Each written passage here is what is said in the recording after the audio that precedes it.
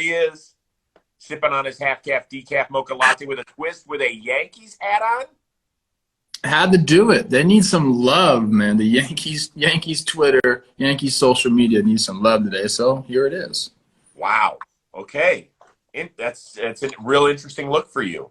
I got to be honest. Didn't think I'd see it. Didn't think I'd see it. I think I would have been a good Yankee. I had to shave the beard, but I'm okay with that. Yeah, I'm not so sure how I'd like it without the beard. I like the beard. Yeah. You like me. I look good with the beard, with the mustache, with everything. I'm very confident. Yes, you are. Let's get to it. Less than 2 weeks to go in the season. There are 2 divisional races up for grabs. The Phillies, they cut into the Braves lead. They're just 2 back in the National League East. The Dodgers are now just 1 back in the National League West of the San Francisco Giants. Which race is more intriguing to you? You know I love the Braves and the Phillies. Hopefully that's a great race all the way down the stretch, but push that aside because it's the Dodgers and the Giants. And I've come up with something that I hope happens, and it's actually increasingly likely to happen, and that will be a game 163. Yeah. How much do we love game 163s? So much. And I think it could happen, and if it did happen, Dodgers would have to go up to Oracle because I think San Fran won the season series by 1 game. Yep. And then that loser of that would have to go host the wild card game. It's been a fun race the entire way, and both these teams just find ways to win ball games. And there was even a quote by, I think it was Bryant. He's like, we keep winning, and they keep winning too. It's kind of annoying. And that's just how it's been. I think on both sides they could say the same thing. Like, it's annoying. We both keep winning. Somebody needs to lose. But 1 game separates them. And if they get that tie and we get game 163, oh my gosh. Well, it's interesting. Remember a couple of years ago, we had multiple game 163. We had the Brewers at the Cubs. We had the Rockies at the Dodgers. It was a ton of fun. This one would really be a kick in the you-know-what for the loser of game 163. Because not only do you miss out on winning the division, then you have to play the next day. Granted, you'll be at home. So even if the Dodgers have to travel up to San Francisco, it's a quick flight back. But then you'll have to play against the number 2 wild card team, which at this point is the St. Louis Cardinals. But I'm fascinated because people can hit the rewind button to 1993. That is the year the Giants missed out on the playoffs despite winning 103 games. And if you ask any Giants fan that's over the age of 35, they're going to have major flashbacks to that year because we didn't have the wild card instituted until a couple seasons later. So they missed out on the postseason party altogether. Now, even if somebody gets 103 wins and ends up as the first wild card, you at least live to see another day. But imagine winning 103 games and having 1 game, and then you get bounced by the number 2 wild card team. That's why this race is so fascinating. It's so fascinating for so many different reasons, too. I mean, obviously both these teams have played well, but they're just like 2 completely different types of teams. Mm-hmm. But the results are the same. They just keep winning. Yep. All right, let's move on. Speaking of keep winning, the Cardinals, they sweep the Padres this weekend. They have won 8 in a row. It seems like, at least for now, they still have a firm grasp on that number 2 wildcard seed in the National League. But the big story to come out of St. Louis this weekend was what happened in the Padres dugout between Manny Machado, Fernando Tatis Jr.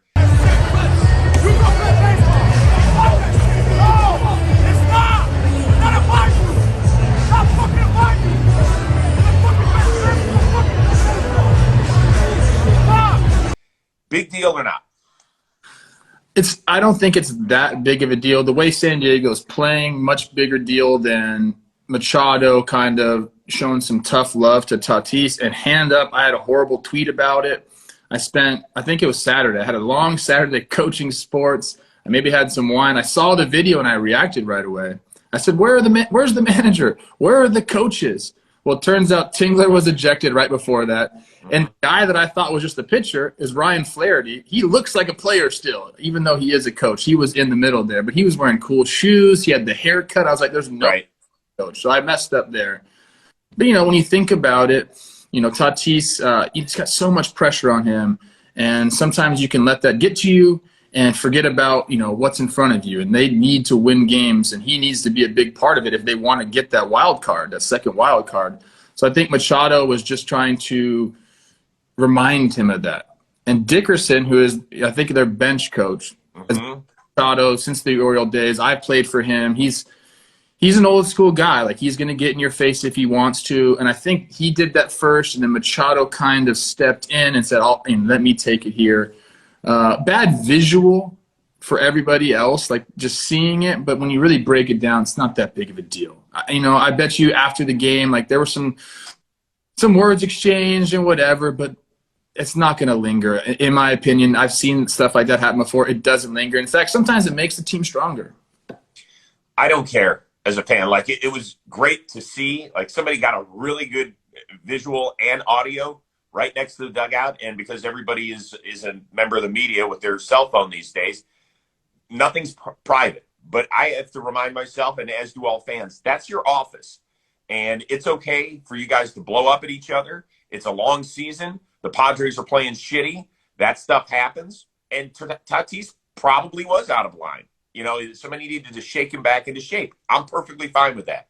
To me, it gets to, is there a bigger issue in San Diego? And there's a major story out this weekend in The Athletic where they're talking about how there are problems. There's fractured leadership, whether it's coming from Jace Tingler or elsewhere, lack of leadership from the players. There's going to be a lot of finger pointing. And if the Padres, who were built to make a deep October run by all the trades they've made over the last year and a half, miss out on the playoffs entirely, this team is going to undergo a major, major change, not just in manager or coaches, but players, in my opinion, as well. I almost don't agree with the fact that there's no player leadership there. There's some veteran dudes there. I'm not saying there's not player leadership. Well, I read the article. The article questioned how the leadership is working in that dugout. But I don't question, listen, Manny Machado does not do everything right. We know that. There's been times where he's still at age 30 years old or whatever he is. We look at him and we're like, why didn't you run that out? Like, that's a big play. Why'd you do that? But he has grown up significantly from where he was in Baltimore. Would you agree with that? Oh, yeah. Yeah. I mean, like you said, like, there are some instances where he's done some things that people just hang on to. Like, people can grow, they can change, which I think Manny has done. Mm-hmm. And I don't think there's a lack of player leadership necessarily there. I think, number one, the biggest issue here, Chris, is they're just losing. Like, losing brings up all the nasty little things, and they turn big things. Like, if you're winning, no one's going to say anything about the lack of leadership. As far as the coaching staff, I know Dickerson's I know him as a coach, and I promise you he's out there working and he's leading. I know that. Tingler, I don't know Tingler that well. I got to know him with the Rangers organization a little bit. He had the questions with Tatis about swinging 3-0. That was a strange decision for him. That was last year. Yeah, it was terrible. I can't really speak to the leadership. Neither of us can because we're not in the clubhouse. I think it's all just based on the fact that they're not winning games. Right? Okay, you've been around a lot of teams. When you are built to make a sustained run in October and you don't, is everybody going to be like, it's okay. We'll just figure it out with the same group next year? Never. That's never happened. No, you're right. You're right. But I think a lot of it, like I said, is performance-based. So, like, they need to go address issues.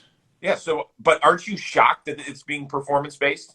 Based on the way this team is built? I know that they've had some issues with their pitching, and, we thought maybe Lamet would be a bigger contributor, and we were like, oh, my God, that guy joining everybody else in the rotation. It hasn't worked. They're throwing out Vince Velasquez and Jake Arrieta in a must-win series. That's the biggest problem for me. I love those guys. I'll say that forever. But that's the biggest problem for me is right now they just don't have the horses. Okay. All right, let's move on. Speaking of not getting it done this weekend, Yankees lost 2 of 3 to my Indians. Oh! Anyway, way to make them pay. And Sunday, Gerrit Cole, who could have helped them win the series after they got mushed on Saturday, got clobbered for 7 earned runs, tied for his worst outing of the season in terms of earned runs allowed. He got pulled in the 6th, got booed while walking off the mound. Is that short-sighted by Yankees fans or understandable? No, it's not understandable. We don't boo Gerrit Cole. There's a lot of things you can boo in Yankee land. Gerrit Cole is not one of the things you can boo. Gerrit Cole has essentially put you in a position where you can still make the playoffs. If they didn't have Gerrit Cole, all those losing streaks, would just snowball. He's your stopper. You don't need to be booing Gerrit Cole, okay? Here's the things that you can boo. This is all from what I hear on Yankees Twitter. You don't play your best players every single game. It doesn't look like the team knows they're in a playoff race. They need better defense. They need to start playing guys like Squid again. They need to start running the bases a little bit more. There's so many things you could talk about. Gerrit Cole having one bad start is not one of the things that you need to boo. That was so out of line. I even think on the broadcast, I watched the replay of it, they were like, they're booing Gerrit Cole. I think they even said, come on, people. That's coming from Do you think, I don't want to get you in trouble with Yankee Twitter, but I'm going to ask the question. Do you think most other fan bases would have reacted the same way had their team been playing this shitty and your ace, the best pitcher on your staff, the highest paid player on your team, would have gotten booed by other fan bases? I just don't think – maybe they weren't booing Cole. I think they were booing the situation. Boo it, that's fine. If you want to boo the situation you're in, you want to boo, the way the team's been playing and, all that, I get it. But, that was just a bad time to boo because it was Cole walking off. And if anything – give that guy some snaps or something. He's kept you in the freaking race, okay? He doesn't need to be booed. I think there's a handful of teams where that happens, a handful of cities. And we know where they are. It's New York, it's Philly, and it's Boston. Yeah. And that's where it happens. And that's okay. That's what separates those fan bases. You can like them, you can hate them, but those are the facts. Same sort of situation. I think if it had been Chris Sale, it would have happened. I think if it had been Aaron Nola, it would have happened. I think if the Mets were in that situation and it had been Jacob deGrom, probably not deGrom. I don't think deGrom gets booed. And I want to say, I don't either. I've gained so much respect for Gerrit Cole this year, the way he's handled everything. Having to change, with the ball and, the substance effects, everything. Hold on. He did have that boo-boo where he was not prepared for that question. That's fine. It was tough. And we roasted him. We gave everything. Yeah. You know what happened? He's been shoving. He said, I don't give a shit what anybody says. I'm going to go shove. Yep. All the respect in the world goes to Gerrit Cole this year. Hey, he's been worth every dime, man. With the exception of for the most part of the COVID issues, he has been healthy. And he has made every start. And he keeps you in 95% of the games. That's what you pay him for. The rest of the shit ain't his fault. I'm sorry. You all want to boo because of the performance you've seen, Yankee fans? Go for it. They deserve it. They have not played well. There seems to be a lack of intensity. They've dropped 9 of 15 games against losing teams. And now, with all this being said, they still have another series against Boston and another series against Toronto within the next week. That's coming up. You have a chance to go win and get your way in October. And we said Cleveland's not a rollover team, man. They throw some good pitches. Yeah, they were. They were not. Dude, they couldn't hit worth a shit. And then the last 2 days, they explode for 22 runs. If I were a Yankees fan, I'd be pissed off. I would. At the Indians? I would be pissed off at the Yankees for giving up 22 runs to a team that can't hit outside of Jose Ramirez and Franmil Reyes on a consistent basis. I'd be mad. It's baseball. But you know what? I loved it. Let's move on. Cooler moment out of the Bay Area this weekend. Game-winning sac fly by pinch hitter, the pitcher Kevin Gausman to beat the Braves, or Eddie Rosario on Sunday hitting for the cycle when seeing only 5 pitches the entire day. I'm going to talk more about Eddie Rosario later on TB. That doesn't surprise me at all. I love him so much. But yeah. I watched the Kevin Gausman at bat live. And, it's one of those things you're like, oh, come on. Like, the National League, really? We have to have a pitcher up there in this spot? Like, what are we doing? But I'll tell you what, he had a great at-bat. Great at-bat. Went down, I think he was a ball and 2 strikes, and he kind of worked it. Even tried, it was bases loaded. So there was one pitch that was inside. He even threw the elbow. I was like, that's he did. And he worked it to where it got to 3-2. Pitcher had to come over the freaking plate. He just put the barrel on the ball. Sac fly, very cool moment. It was cool to see like the reaction of everyone on the team. They're obviously very happy with how he's performed and the kind of person he is. So, for one like little second, I was okay with the pitcher hitting. I think it was amazing. I think it was amazing. That was the more amazing moment, in part because of the way the game unfolded, right? Darno with the major homer to give the Braves the lead. Then Donovan Solano, who had gotten a breakthrough case of COVID, hadn't seen Major League pitching in 3 weeks. They're down to their last out. He ends up tying the game. So just the storyline to build it up to that moment for Gausman was remarkable. Plus, Gausman said, quote, "That was the coolest thing I've done in my career. The top 2 moments in my life are the birth of my kids and that." Now, I don't know how Olivia would feel if that was a quote. I can't imagine Michelle would be like, "Hi, what about me? How you doing, Mrs. Gausman? Whatever. Cool. Good." That would not fly in the Rose household or sack fly. He might have got what'd you say? What are the top moments in your life? Fly wasn't even a homer, bro. It was great. That, however, was not the best moment we saw on the diamond this weekend. It involved Mookie Betts of the LA Dodgers. TJ Friedl got his first major league hit of the Cincinnati Reds on Sunday. It was a homer. Betts tracked it over his head, saw a Reds fan catch it, immediately told him, "Hey, throw it back. I got you." So he wanted to make sure that the kid got his first major league hit, which happened to be his first major league home run. Next inning, Betts returns with a signed bat. I just want your reaction to it. It's badass, dude. I mean, I think Mookie's like one of those guys that's universally liked. Doesn't matter what team. Hell yes, he is. What team you root for, you're like, gosh, like I wish we had Mookie on our team. He does everything the right way. He's kind of got like a nice fashion sense. Plays the game obviously incredibly well. One of the top 5 players in the game. But I think this should happen more often. Like, if you're a guy like that, you can do that quite a bit, even if it's just the ball you want to sign. I think players should take that into account. They do it enough. They throw balls up there. But every once in a while, especially if you're an outfielder, take a signed ball out with you. Just make someone's day. You could create a fan for life by signing your fucking name on a baseball and throwing it up there. It costs you nothing, and it gives the fans everything. So I implore more people to do this. Mookie, did great with the situation. Sometimes, though, just go out there and do it randomly. I feel like it helps. It just helps the game, and like I said, it creates fans for life. Just that small little gesture. It's interesting because the guy that caught the ball and threw it back, his name is Michael Diddle, and he was there on his buddy's bachelor party.